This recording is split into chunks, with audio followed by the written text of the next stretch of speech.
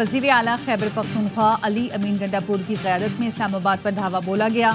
मुजाहिद ने पुलिस पर बराह रास्त फायरिंग की। सादा कपड़ों में मलबूस खैबर पख्तूनख्वा पुलिस के 11 एहलकार पकड़े। एहलकारों के पास पिस्तौल, आंसू गैस के शेल थे। जिसने भी केपी पुलिस को इस्तेमाल किया उसके खिलाफ सख्त कार्रवाई करेंगे। इंक्वायरी की जा रही है कि कैसे पुलिस एहलकार एहतजाज में शामिल हुए। वज़ीर दाखिला मोहसिन नकवी की डी चौक पर प्रेस कॉन्फ्रेंस। कहा मुजाहिद ने आंसू गैस की शेलिंग भी की। जो शेल मारे गए वो पुलिस इस्तेमाल करती है। 564 गिरफ्तार अफराद में 120 अफगान शहरी थे। मुजाहिदीन की ख्वाहिश थी कि जो बैनुल अक़वामी वफूद आ रहे हैं वो ना आए। इन लोगों की ख्वाहिश थी कि लाशें गिने जिस पर वो सियासत चमकाएं। हमने इनकी स्ट्रैटेजी नाकाम बना दी। पूरा इलाका क्लियर है ताकि इस्लामाबाद और पिंडी के शहरियों को सुकून मिले। अली अमीन गंडापुर कहाँ हैं? सहाफ़ी का मोहसिन नकवी से सवाल। वज़ीर दाखिला ने कहा आप बता दें वो कहाँ हैं।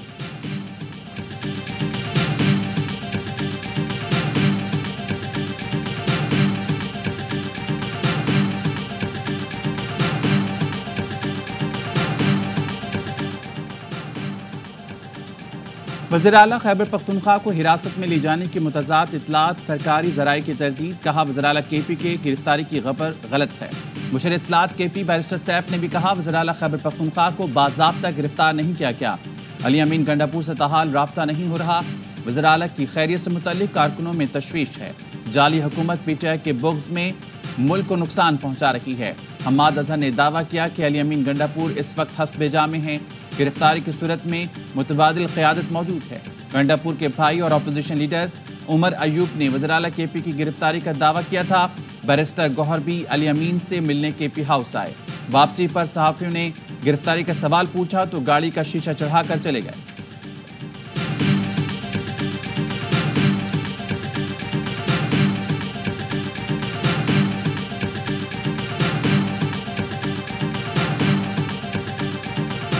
हमारे कारकुनों पर बराह रास्त फायरिंग की गई। चेयरमैन पीटीआई बैरिस्टर गौहर का दावा। आला तरीन सिक्योरिटी ज़राए ने चेयरमैन पीटीआई के बयान की तस्दीक कर दी। कहा पेशावर से इस्लामाबाद तक पीटीआई कारकुनों पर एक गोली भी नहीं चलाई।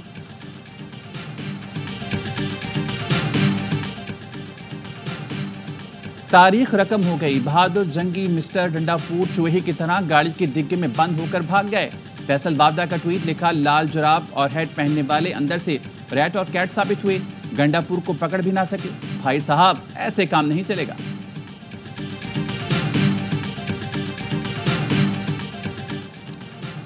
पीटीआई की लाहौर में एहतजाज की कॉल। तहरीक इंसाफ के कारकुनान और पुलिस के दरमियान दिन भर आंख मचोली जारी रही। मीनार पाकिस्तान जाने वाले रास्ते सील। दफा 144 नाफिज। पीटीआई रहनुमा मुसर्रत जमशेद चीमा को गिरफ्तार कर लिया गया। ऑपोजिशन लीडर मलिक अहमद भचर गिरफ्तारी से बच गए। कारकुनान ने मलिक अहमद भचर को पुलिस की मोटरसाइकिल से उतारकर फरार करा दिया। कराची में पुलिस ने इंसाफ हाउस शारे फैसल से 8 अफराद को हिरासत में ले लिया।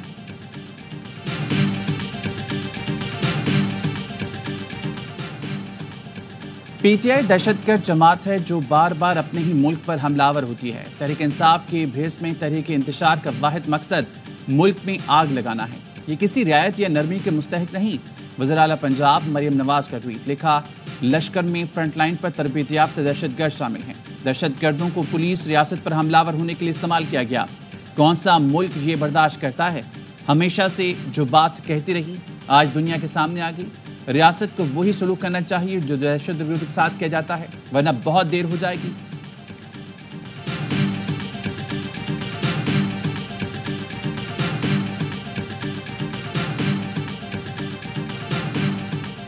पीटीआई की लीडरशिप इनवाइट करेगी जयशंकर को तो इंटरनेशनल फोरम्स के ऊपर कहीं आमना सामना हो जाए। इस चीज से भी गुरेज करते हैं कि उनके साथ हाथ मिलाना पड़े। जिन तालिबान के हाथों पे हमारे जवानों का खून है उनको साथ लेके आ रहे हैं।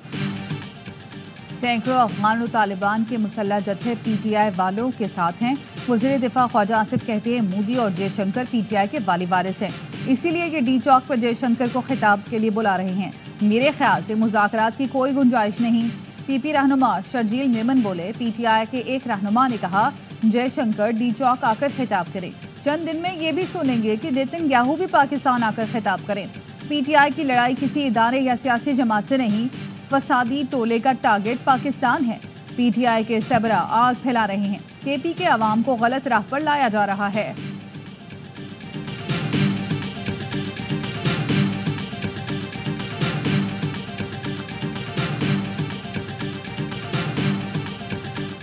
हुकूमत ने खुद भारतीय वज़ीर ख़ारजा जयशंकर को दावत दी है।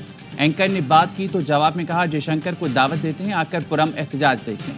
मुशीर इत्तलात केपी बैरिस्टर सैफ का कहना है एससीओ कॉन्फ्रेंस में आने वाले तमाम मुअज़्ज़ज़ मेहमानों को एहतजाज में आने की दावत देते हैं। जयशंकर से मुतल्लिक बयान सियाक़ो सबाक से हट कर पेश किया जा रहा है।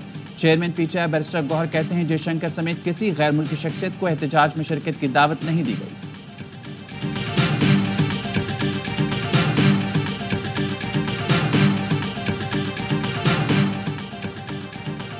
गैर मुल्की वज़ीर ख़ारजा को एहतजाज में शिरकत की दावत देकर कौमी मुफाद को पसे पुश डाला गया। पीटीआई मुल्क की साख को नुकसान पहुँचाने की कोशिश कर रही है। नायब वज़ीर आज़म इसहाक डार का ट्वीट, लिखा शंघाई ताउन तंजीम के इजलास से कबल एहतजाज मुल्क के लिए नुकसानदेह है। 1997 के बाद पाकिस्तान में आलमी अहमियत का एक बड़ा इवेंट है।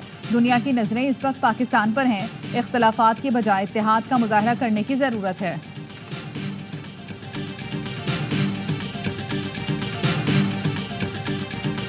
मेरी प्राइम मिनिस्टर जो मीटिंग हुई थी, हमारे कुछ और इश्यूज़ पे थे, उसमें गवर्नर राज पे डिस्कशन नहीं हुई। को ब्रीफ किया जो खैबर पख्तूनख्वा की इस वक्त लॉ एंड ऑर्डर की सिचुएशन है, इस वक्त जो इलाके नो गो एरिया बन चुके हैं। वज़ीर आज़म से गवर्नर राज पर कोई बात नहीं हुई। खैबर पख्तूनख्वा में अमन की सूरत हाल डिस्कस की। गवर्नर केपी फैसल करीम कुंडी की सवाल ये हमें गुफ्तगू, कहा लोगों को अगवा किया जा रहा है, कत्ल किया जा रहा है। वज़ीर आला केपी कहाँ हैं? अली अमीन गंडापुर वज़ीर आला हैं तो क्या वो कानून से बालातर हो गए? मोहसिन नकवी आज भी कहते हैं कि अली गंडापुर को समझाया पर उन्हें समझ नहीं आया। कहा पीटीआई मुल्क दुश्मन एजेंडे पर काम कर रही है। भारतीय वज़ीर ख़ारजा को खिताब की दावत दे रहे हैं। लोगों की डी चौक पर आने से बानी पीटीआई रिहा नहीं हो सकते।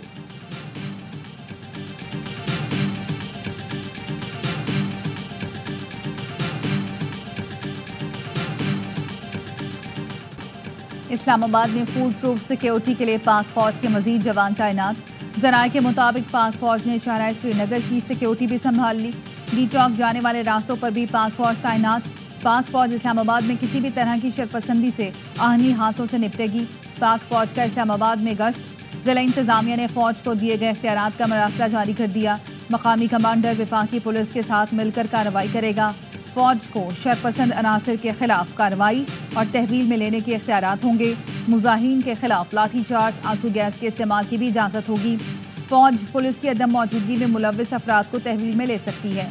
वजारत दाखिला के नोटिफिकेशन के मुताबिक फौज एससीओ समिट के दौरान 17 अक्टूबर तक तैनात रहेगी।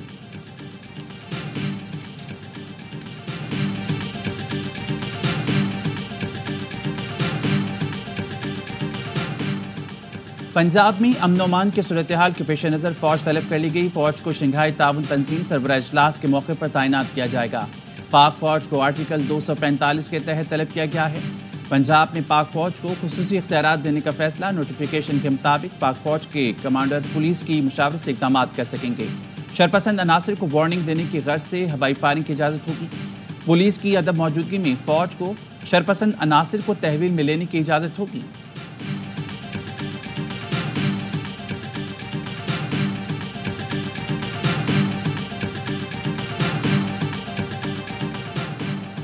लाहौर ऐवान अदल के बाहर पुलिस और वकला में तसादुम। पुलिस की वकला को मुंतशिर करने के लिए शेलिंग। 15 वकला को गिरफ्तार कर लिया गया।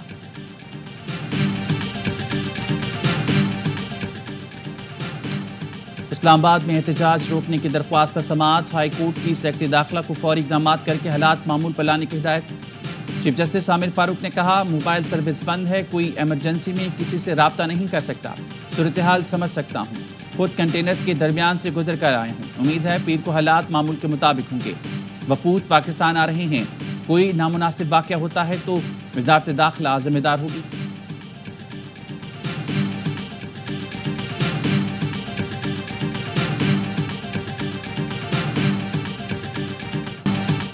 शिमाली वज़ीरिस्तान के इलाके स्पिन बम में शहीद होने वाले जवानों की नमाज जनाजा पेशावर गैरिजन में अदा। ISPR के मुताबिक नमाज जनाजा में army chief general Asim Munir की भी शिरकत। सीनियर अफसरान, सिविल हुकाम, जवानों और शोहदा के अजीज़ो अकारिब शरीक हुए। शोहदा के जस्ते खाकी आबाई इलाकों को रवाना कर दिए गए। फौजी एजाज के साथ सुपुर्द खाक किया जाएगा।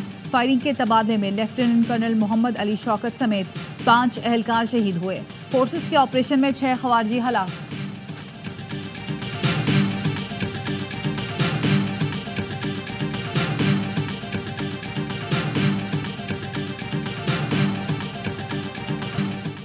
इसराइल के बैरूत और दीगर शहरों पर फिजाई हमले जारी। 24 घंटों में इसराइली बमबारी से मजीद 37 शहरी शहीद, 150 से ज्यादा जख्मी हो गए। लबनान में बदावी महाजिर कैंप पर इसराइली बमबारी से हमास कमांडर अतउल्ला अहलिया और 2 बेटियों समेत शहीद। लबनानी वजारत सेहत ने बताया इसराइली हमलों के आगाज से अब तक 2000 से ज्यादा अफराद शहीद हो चुके, जिनमें 127 बच्चे और 261 खवातीन शामिल हैं। हिजबुल्लाह ने हैफा के करीब इसराइली टैंक तबाह कर दिया। सरहदी झड़पें शिद्दत से जारी। शहीद हसन नसरुल्लाह के मुमकिना जानशीन हाशिम सफ़ीउद्दीन से राब्ता मुनक़ता हो गया। आलमी मीडिया ने इसराइली और लबनानी सिक्योरिटी ज़राए से दावा किया कि अल-ज़ाहिया में सफ़ीउद्दीन उस वक्त ज़ेरे ज़मीन इंटेलिजेंस हेडक्वार्टर में मौजूद थे जब इसराइल ने 73 टन वजनी बम बरसाए।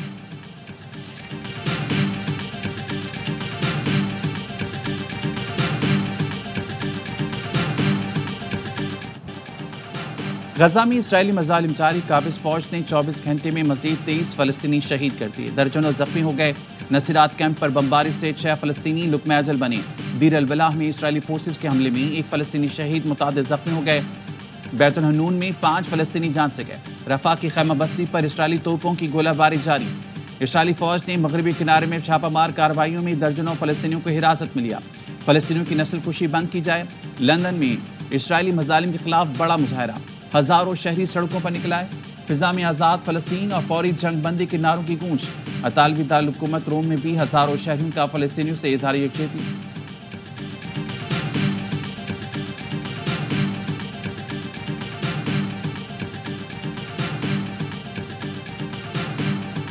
ये लोग पानी के अंदर आगे चले गए थे।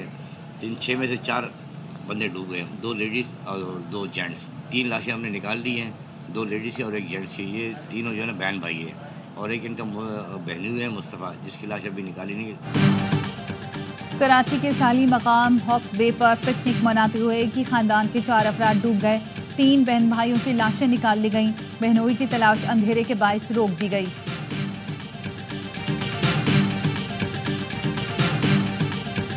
क्रॉस कर रहा था पतंग उड़ाने के लिए, वो दूसरी साइड पे जा रहा था, इसलिए वो नीचे गिर गया पानी में। ये कम से कम 15-20 बच्चे हमारे जो है ना ज़ाया हो गया इस कड़े में, ये लियारी के ये नदी सोराबगुड़ वाली नदी में। कराची की लियारी नदी में डूबने वाले बच्चे की लाश मिल गई। सोराबकोट में पतंग उड़ाते हुए दोस्त नदी में गिरा तो 12 साल के सुलेमान ने बचाने के लिए छलांग लगा दी। सुलेमान ने इस्माइल को तो बचा लिया, लेकिन खुद नदी में डूब गया।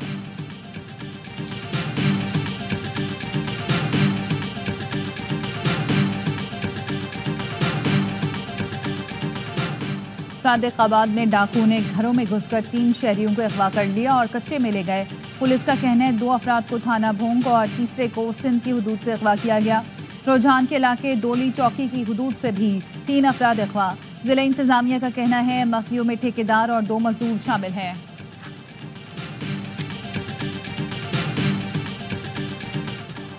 इस्लामाबाद और खैबर पख्तूनख्वा में गरज चमक के साथ बारिश। जुड़वा शहरों में मूसलाधार बारिश से मौसम खुशगवार।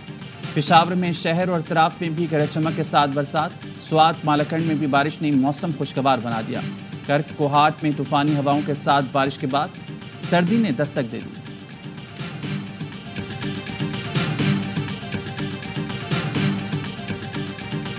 वर्ल्ड मेमन ऑर्गेनाइजेशन की 22वीं सालाना मीटिंग। WMO के सदर सलमान इकबाल सालाना मीटिंग की सदारत कर रहे हैं। मीटिंग में WMO के मुख्तलिफ चैप्टर्स के अहदेदारान की शिरकत। नायब सदर महमूद शेखानी, सेक्रेटरी जनरल बशीर सत्तार शामिल। अमेरिका, जनूबी अफ्रीका, मशरिक़ वुस्ता, भारत, श्रीलंका, पाकिस्तान, यूरोप और बरतानिया समेत मेमन कम्युनिटी की अहम शख्सियात शरीक।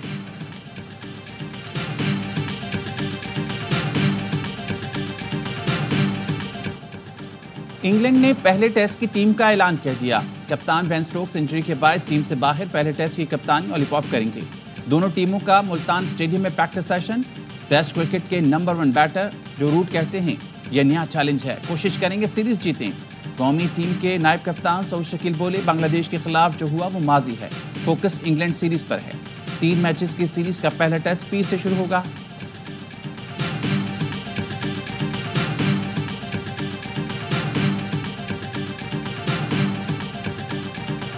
T20 वर्ल्ड कप का बड़ा मुकाबला। आज रिवायती हरीफ पाकिस्तान और भारत टकराएंगे। दोनों टीमें दुबई स्टेडियम में आमने सामने आएंगी। इंग्लैंड ने बांग्लादेश को 21 रन से शिकस्त दे दी। इंग्लैंड विमेंस ने 119 रन का टारगेट दिया। बांग्लादेशी टीम 97 रन पर ही ढेर हो गई। पहले मैच में ऑस्ट्रेलिया ने श्रीलंका को 6 विकेटों से हरा दिया।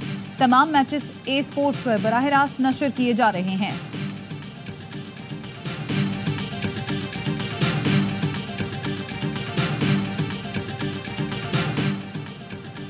पाकिस्तानी बॉक्सर मोहम्मद वसीम ने जॉर्जिया के जॉना मेमिक से आलमी रैंकिंग फाइट जीत ली।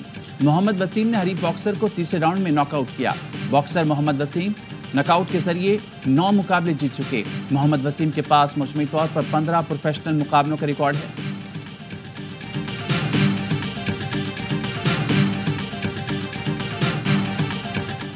दिलजीत दोसांझ और हानिया आमिर एक साथ। भारतीय गुलकार का लंदन में कॉन्सर्ट। दिलजीत ने हानिया आमिर को स्टेज पर बुला लिया। कहा सुपरस्टार आई हो और वो नीचे खड़ी रहे, ऐसा कैसे हो सकता है। वो हानिया के फैन हैं। दिलजीत ने हानिया आमिर के लिए गाना भी गाया।